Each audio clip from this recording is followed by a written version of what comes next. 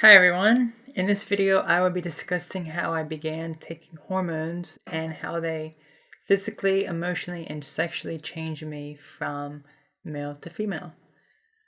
Many of these changes take a long time to fully develop, but some can be noticed almost right away.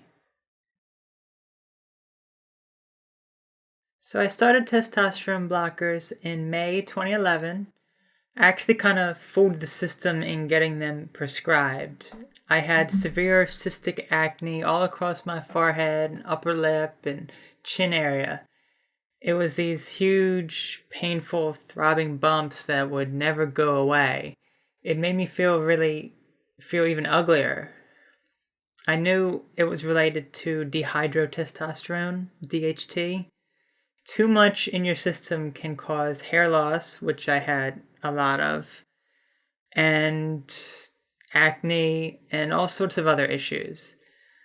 I had a receding hairline when I was very young, which when I was in high school, I started getting this big bald spot on the back of my head, which people commented on.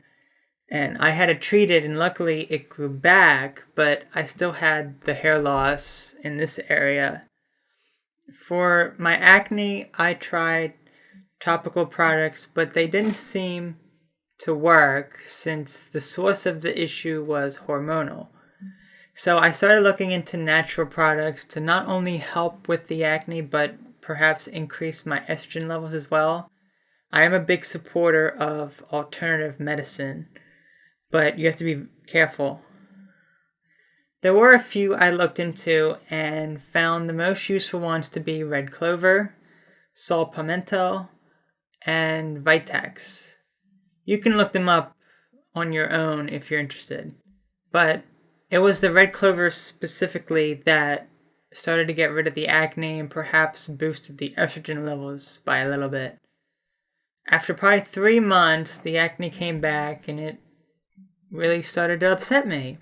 So I decided to go to my dermatologist and said that I was a male to female and know that the drug spironolactone is used to treat acne, and I would be on it anyway as a testosterone blocker. She had never prescribed it to a male before, but looked into it, and shortly thereafter she prescribed it to me, technically for acne, even though the real reason was as an anti-androgen. I started at a very low dose because she wasn't sure how it was going to affect me. Sometime later, I saw a transgender health expert that increased the dose, but I still needed to prescribe through my dermatologist for my insurance to cover it, or I would end up having to pay like $100 for a month's supply, which was ridiculous. By the time I started estradiol, prescribed by this transgender doctor as well, I was on the full dose of spironolactone, which took about 5 months to get to that dose. My lab work showed my testosterone levels dropped from around 700 when I was on a low dose to 10 after being on the full dose. But the estradiol did aid with this as well. I was taking spironolactone until my surgery date, and I didn't need to take it anymore because there's no more testosterone being produced. Which is great because it dehydrates you and makes you urinate all the time. In September 2011, I began estradiol. I did plenty of research prior and found that injections were supposedly the safest and most efficient. So I had to special order the estradiol in injectable format.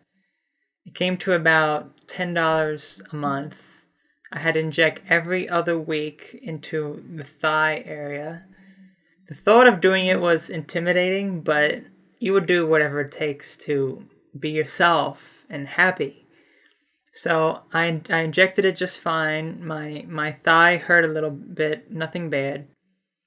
I went to sleep sometime after and woke up in the middle of the night feeling extremely nauseous.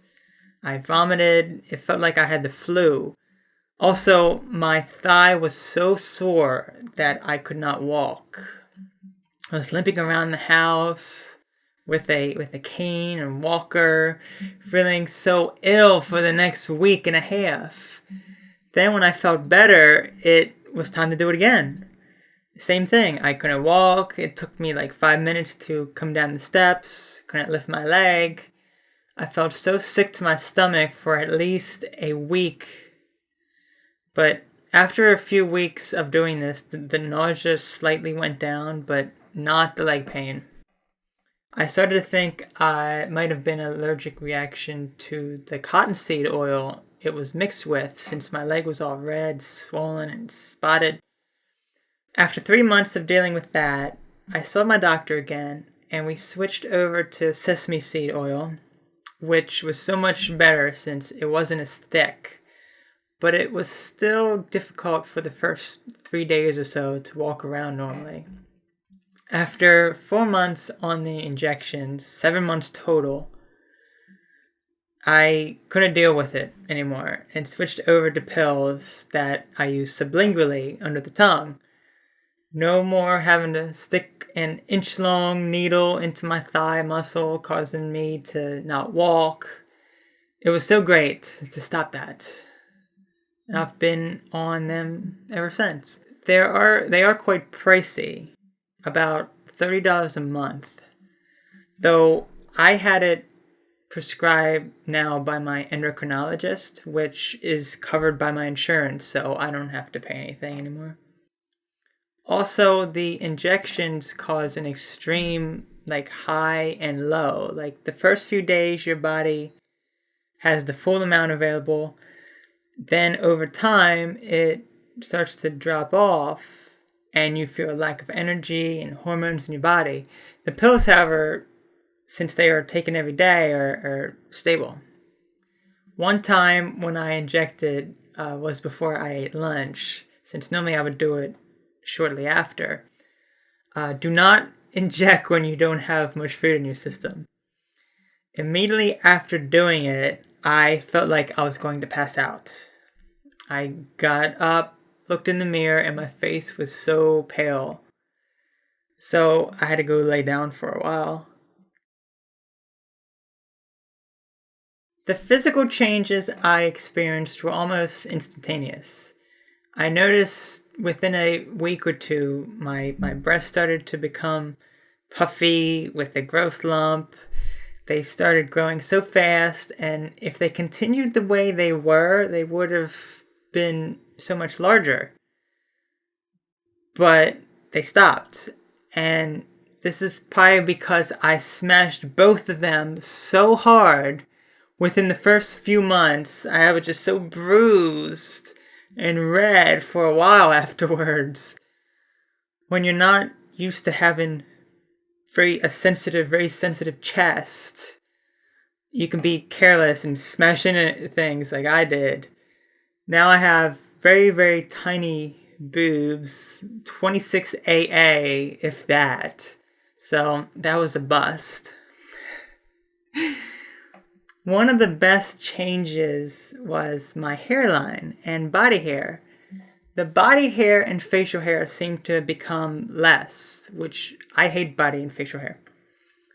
Plus, I was also doing home laser treatments, which were helpful. There were so many new head hairs that it makes my hair look super frizzy. The hairs are about down to here now. And even after the surgery, I still have a whole bunch of new hair starting to grow, I guess because there's no more testosterone being produced. And the receding hairline in this area is slowly but surely coming back, and it's so great despite how frizzy it is. Another change was my face. It seemed to kind of fill out a little more, probably due to increased fat around the body. Speaking of fat, when I was a male, I almost had the ideal female bust, waist, and hip measurements. the 36, 24, 36. And this was as a male. Now, I seem to have more masculine measurements. I guess it's due to having more body fat in the waist area. It's very weird. Another weird change was my height and shoe size. The doctor had me at like 6'1", and now I'm just under 6 foot. Also, my shoe size seemed to decrease a bit. Also, my voice seemed to change as well. I didn't practice at all. It just seemed to naturally get higher. I wouldn't say it's necessarily feminine. It's kind of in between. And these are all things that shouldn't change from hormones, but for some reason they did for me. The emotional changes were probably the biggest change. I think it was the confidence in myself and finally being able to be me that made me able to express my emotions better. I never loved myself before, and now I do a lot more. I feel like I can be open about who I am. People have said I actually have a personality now, and I can talk easier with other people. The mood swings are a lot more serious now, though. I would have ups and downs prior to transitioning, but now they are a lot more serious and make the bipolar very hard to deal with at times. Also, when I first started estradiol, I was real mean and unpleasant to be around. The sexual changes were very, very good. When you were a guy and with all this testosterone, your sex drive is like, must hump everything in the house. And that's just insane. Going more than 3 days without masturbation was very difficult. And when I did, it would always be on my mind until I did it. The longest I probably went was 2 weeks max. Now I have no sex drive whatsoever, which is very good for me since I can focus on much more important matters. I have gone many months without masturbation, and it does not bother me, and it's not difficult to do, even after surgery. It was so great to not have to deal with erections anymore, especially not now. However, this can negatively impact your sexual capabilities. You see, to maintain the health of the erectile tissue, you have to get erections. This happens throughout the day and when you're sleeping. When you are on hormones and those spontaneous erections subside greatly, your penis may shrink. Another thing is that it becomes very, very sensitive and even painful at times to get erections.